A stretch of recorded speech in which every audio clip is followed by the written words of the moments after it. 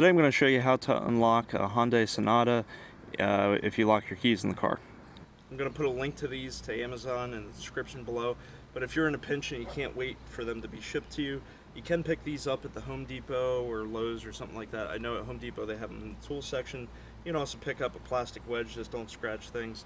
And if you can't get a rod like this, you can always get a metal hanger, basically, to do the same thing. As you can see, it's not opening. So what first thing you want to do is you got to get this in here behind the gasket. You're going to shove the wedge in. You're just going to come in here. You're going to slide that in. This is going to give you a pocket that you can work with.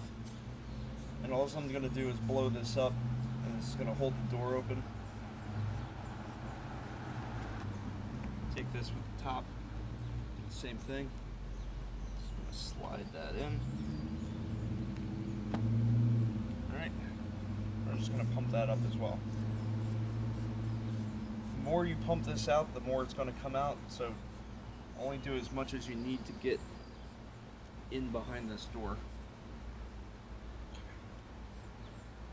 Alright. Alright, so we're good. I can get my finger in there. So now I can get a piece of metal back there and get towards the door.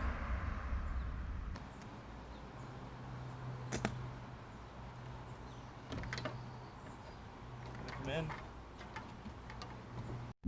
So I'm going to show you this from a different angle. The easiest way that I found was to get my tool under here and just pull back on the handle, and that was able to open the door. I also find it's pretty easy to get in here to unlock here. The other one that I had some difficulty doing but should also be easy is to just push the unlock button. Those are really your three options for unlocking this vehicle to get your keys out. Get the latch, like the handle, pull that out, pull that back. Alright, so I just heard it unlock.